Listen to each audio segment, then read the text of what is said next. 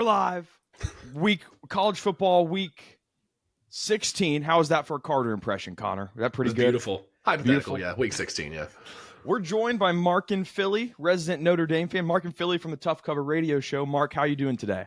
Doing well. I've had a little bit of time to relax from when the bracket came out. Maybe wasn't so happy with some things, so had some time to ease up a little bit.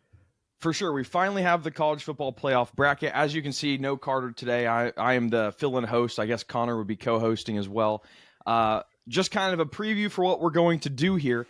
We have Mark in Philly, who's a Notre Dame fan. We have a couple more guests lined up on this show just to kind of give the thought process around their team in the playoff, how we're feeling. Do we have any qualms with seeding? A lot of discussion about the automatic buys and all that fun stuff. So, Mark, I guess just kind of blanket thoughts, Notre Dame, the matchup. How are we feeling as a Notre Dame fan?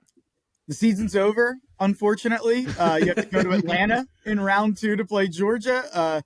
So I think that's a nightmare. I think it's an absolute nightmare. I think whoever would have been given the 7th seed, I think you could argue it's one of the worst potential seeds. 8-9 is tough as well. I guess you could definitely argue as well for sure. But I really I went through like a roller coaster with this Notre Dame team this whole year. I kind of totally threw up my hand. I was planning before the year to buy tickets and go out to South Bend for if they made a home playoff game and kind of set aside this week to do that. When they lost to Northern Illinois, made vacation plans with the wife. had to audible from that. We went away from the South Bend trip, and then they end up winning 10 straight by the largest margin of victory in the country. And here they are with a home playoff game that weekend. But I do a college football show for my radio station with two guys who, when Notre Dame lost to Northern Illinois, they were like, don't count Notre Dame out. And I was like, you guys are insane. They just lost to Northern Illinois. They're going to lose like 6 games. I was with you. Bad football team.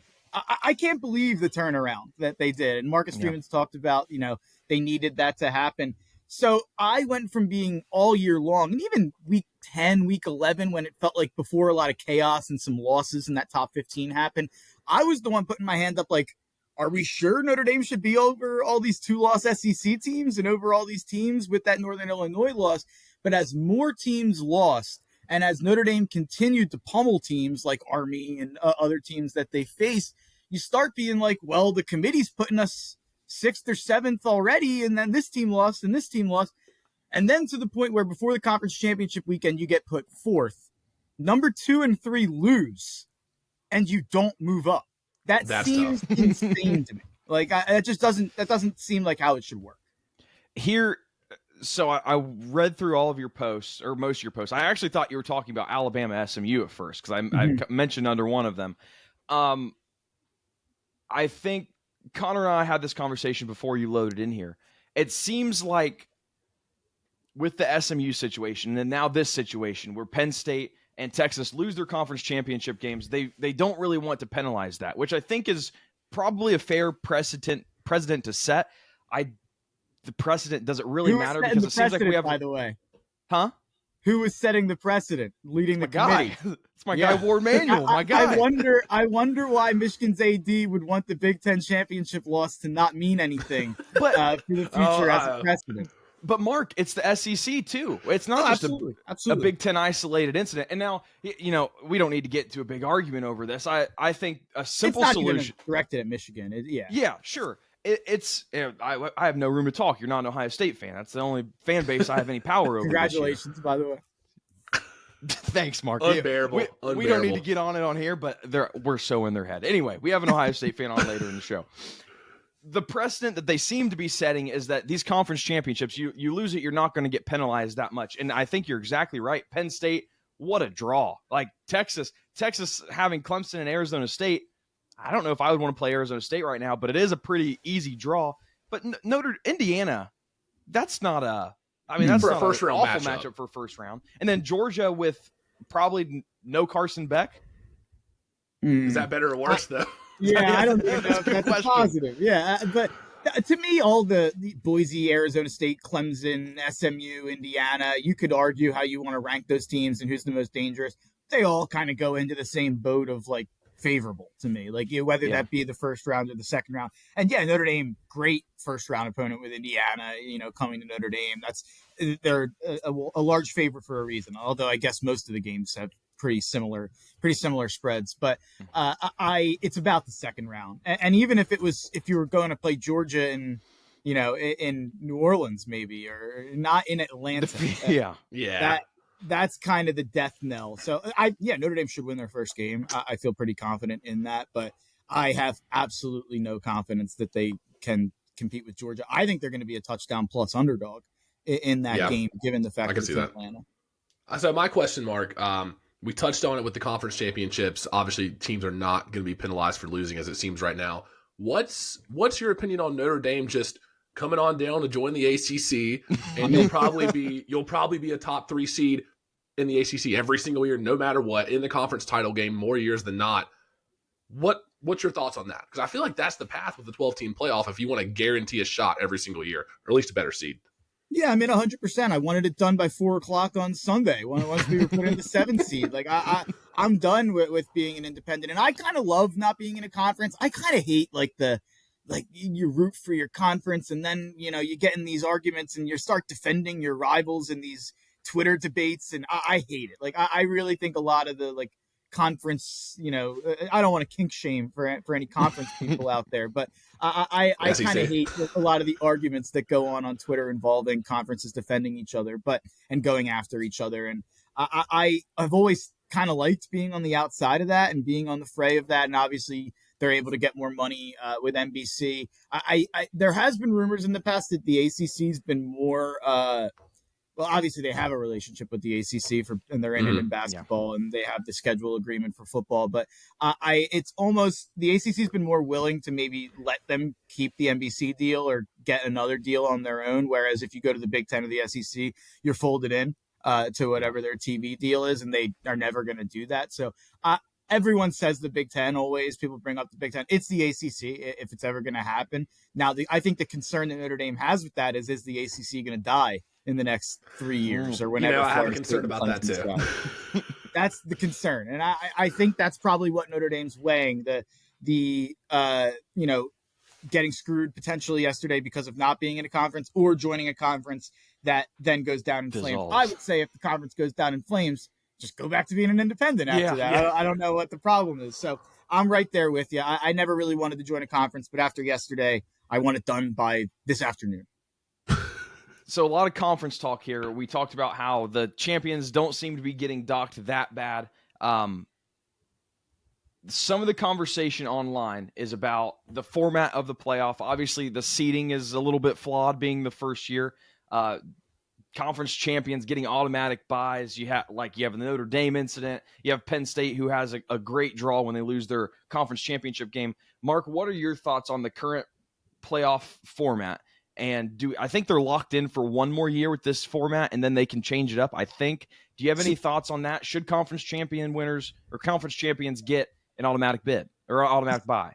So yeah, that's I was fine with the system when it was pitched, and yeah, I think you're obviously seeing now that the conference champions should get in, but they shouldn't get a bye. I think that's almost universal. It seems like that everyone kind of agrees with that. But it's really interesting with the way that it broke out, and the thing that I have a problem with is if we're going to reward the conference championship, right? Like, if you win the conference championship, you get a 1 seed, you get a 2 seed, you get a bye. There shouldn't ever be a game that's played in college football that only has a positive reward and no negative circumstances. Like, that means that there's no reason to want to watch the game. Like, if you're saying that the 1 seed is the winner, and then the 5 and the 6 seed have arguably a better draw than the 1 and the 2 seed do at getting to the national championship, why am I ever going to push the importance of the conference championships on my radio show on a Saturday morning again? Like, why is this game less important if you lose it than losing a big game earlier in the year? I get you don't want to punish them and reward the teams that are sitting at home, but you don't have a problem rewarding the team if they win the game. So to me, I just don't think that Notre Dame was always told that they couldn't get a top 4 seed. They couldn't get a bye because of not being in a conference. But that they probably didn't think that meant if you were sitting at number 4 going into the last weekend, 2 and 3 lose, you don't move up. Like I bet that they probably would have thought if you're sitting at 4 going into the last weekend, 2 teams ahead of you lose, you're probably going to get one of the top 2 at-large bids. So I think that's where a lot of the complaint from me is. No one's going to care about it once the ball's kicked off, though. So it's like me. I always yell at people with the bracket. I love college basketball, and when the bracket comes out, there's always I know the Matt Norlander, like Gary Parrish podcasts of the world always spend the bracket reaction, like half of it complaining about teams that get left out. And I'm like, what are we talking about? We have 64 teams in a bracket. Talk about the matchups, talk about these things I want to hear. And here I am kind of doing the same thing, complaining about seeding. So I guess I'm a fraud here, but it really does feel like it feels like they made really odd choices when it comes to not penalizing conference champions. Even when it comes to the SMU Alabama of it all, I'm not that passionate either way about it, to be honest. I kind of see both sides. I do think, though, that the anti-SEC crowd who rail against the SEC and, should we just put all of them in? Should we just do a 16-team SEC tournament? Like, the people who go so hard against the SEC are doubly as annoying as the SEC homers to me, as the Brandon Walkers of the world and those out there. I find that less annoying because go look at the NFL draft and tell me how many in the first round picks are from the SEC. Go look at, the Vegas top 10 when they rank the teams in terms of their power rankings and tell me how many teams are from the SEC. If we're just being honest, I do think the SEC is the best conference and the best teams are from there. So I there's a part of me that does feel like, SMU had their chance and they went down 24-7 to a Clemson team that lost to South Carolina and lost 34-3 to Georgia. So maybe I did think the pre-crying from SMU and it's never a good sign. It kind of did show where Rhett Lashley was mentally, I think, going into that game. And they fought back. Good for them. And I've never seen a team get more props for fighting back against, the 19th ranked team in the country or whatever Clemson was. But hey, do you want to join the ACC or not, Mark? Come on, you got to get some props. We can't be having this slander. Duke all year. I think Duke should be ranked in the top 25. The fact that Duke was ignored all year as they kind of beat good teams and even their good loss. Their losses are Miami, SMU, and I think another pretty good ACC team. But yeah, I think the ACC was underrated in a lot of ways this year. The problem was SMU avoided a lot of those teams, and so did Miami, and so did Clemson, and the scheduling really did not break the ACC's way. Carter's going to be sad he missed all this the Duke. I know. The Duke support here. That's the one show he misses. He missed the Duke support. Murphy jersey on order.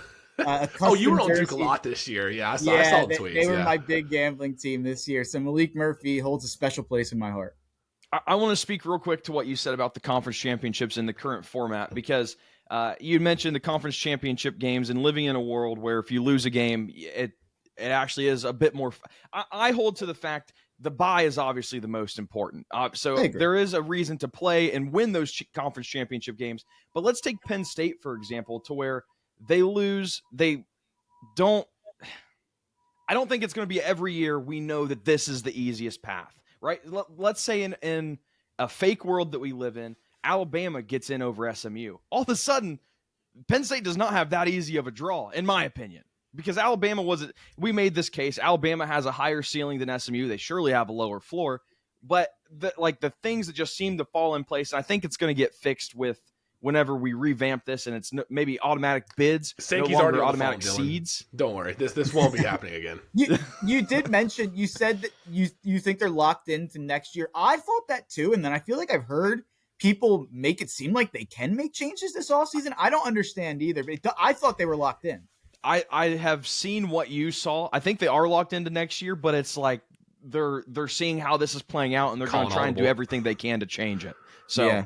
I don't know. We'll see. You're confused about the college football playoff committee? I've never heard that before. What are you talking about? I thought this was supposed to solve all of the problems. That's the thing. We're not supposed to have this show. Let's pick the best 4 teams.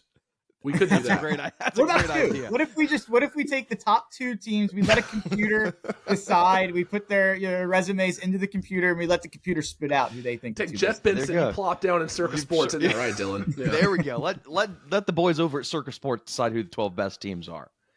We get Big Cat's computer rankings. Just do college football. There you go. There we go. Okay, so we'll start wrapping up here. Mark, confidence level on Notre Dame, path to winning it all. How, like a percentage, or maybe elaborate on that a little bit to be the national champion, or what has to happen? Yeah. I guess what has to happen is Georgia's quarterback situation has to be a disaster, and I don't think that's going to be the case. Like, I think whatever they throw out there will be fine, and I think ultimately it's going to be a low-scoring game, and Georgia's defense in Atlanta with 90% Georgia fans in a playoff game will make the difference. And I don't think that Notre Dame keeps that game within 10 points, to be honest. So I think you're probably going to have to make some downfield passing happen in that game. And I don't know if Riley Leonard can make that happen. He's been better lately. I've been pretty skeptical of his kind of passing ability all year long. I don't know if that is going to work against Malachi Starks and kind of some of the secondary pieces there in Georgia. So you're kind of glazing over Indiana. I was just saying, I can't help but notice not much Indiana talk there. No Curtis Rourke talk. They lost to Northern Illinois this year, guys. They could absolutely lose to Indiana potentially. I think they will win. I think the team total is set around 29.5. I think they've scored over that number in every game since the game after they lost to Northern Illinois. So I feel pretty good about them putting up some points on that Indiana defense. I do think they get by that game. Georgia, I don't see the path. I will say, if you beat Georgia, I think Notre Dame will make the national championship. But I still don't think they'd win it. But I do think I think Notre Dame's better than Penn State. I think Notre Dame's better than SMU. I think Notre Dame's better than Boise State. So if Notre Dame were to somehow figure out a way to beat Georgia in Atlanta, I do think they're in the national championship. But I don't think they're going to beat Georgia. I will say Notre Dame, number one pass defense in the nation, number one total EPA against the pass, EPA per play, success rate, all that stuff. So you get a Carson Beck 3-interception game, a Carson Beck masterclass at nothing crazy here. And if he doesn't play, it probably goes even better for you guys. If you had to pick one team, let's say no betting odds, you pick one team to win the national championship for your credibility right now, who is it? Georgia. I would pick the same thing. Really? I think the path broke out really nicely for Georgia. Yeah, playing a home game in their first game, and then next their game in the Final Four to get to the Natty will probably be Penn State. So I think that's a pretty beautiful path for Georgia. I don't know if they win it once they get there. If you ask me who I think the best team in the country is, I think it's Oregon. I do think Oregon's the best team in the country. You gave Oregon a brutal path here. I'm higher on Tennessee than most. I actually think Tennessee is going to beat Ohio State in Columbus. But I think Tennessee's a hard matchup in the second round. I think their third, I'm blank. Would it be Texas in the third round that they'd be going up against? If Texas beats Clemson and Arizona State, yeah. That's pretty tough as well. And I think they will beat Clemson and Arizona State. By the way, I picked Georgia. And part of that is having the bye, so you don't have to worry about a game. You could make the case for Texas too, that this bracket broke incredibly well for Texas. They're obviously a pretty easy path until you play Oregon there. That it would be Georgia or Texas, even though I think Oregon's the best team. It's a shame. I have a lot of money on Tennessee to win the title. Some pretty good odds. I have it at like 50-1 and again at like 30-1. So it's now down 20-1, but the path is really, really tough. If you're Tennessee, I believe in the defense. I believe in the running game. I think they could even give Oregon a really good game, but really brutal path. So I'll say Georgia, Texas, Oregon are my three likely champions. There you go. Can't you just see it though? Storybook, Gunnar Stockton, Kirby Smart coaches up the backup quarterback, and I don't even want to talk about it. Billboard material. Yeah, there you go. Do you have another question, Dylan? I had one more to close.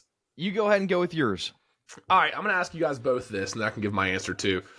If your life is on the line in this 12-team college football playoff field, pick one team that will not win the national championship. Your life's on the line here. What's the one team you're the most confident in will not win it? We got a 1-in-12 shot here to stay alive. Go to Dylan first. Ohio State. Such an easy. Well, because Will Howard's a bum. Big moments. He pees down his leg. We saw that in the Oregon game. We saw it in the Michigan game. You got Ryan Day, who is coaching for his job. I think it doesn't have to be Ohio State minute, but when you have that much pressure, like living in Ohio, living around Columbus, it really seems like it's national championship or bust for Ryan Day. And when you play with that kind of pressure, I do not think it is advantageous for that team. We have seen the running backs for Ohio State. They are stoppable, contrary to what everybody said before the season started. And then the path, kind of like Mark said. Tennessee, I took 7.5 right when I saw it. I took money line right when I saw it. And then even if they do happen to win that game, Oregon is the most talented team in the nation, and I don't think it's close. It's going to be tough. If they get past those two, then you have Texas. So I'm going to say Ohio State. Okay, all right. It's not crazy. I don't think it's crazy. I don't think Ohio State has a chance. I was just in an argument yesterday. I think they have no chance to get to the Final Four. Absolutely no chance. So it's tough.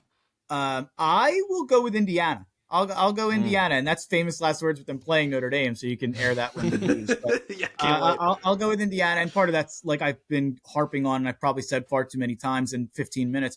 They have to go to Atlanta in round 2 if they win. So I think that's a brutal matchup for Indiana, and I think Siggs is the man.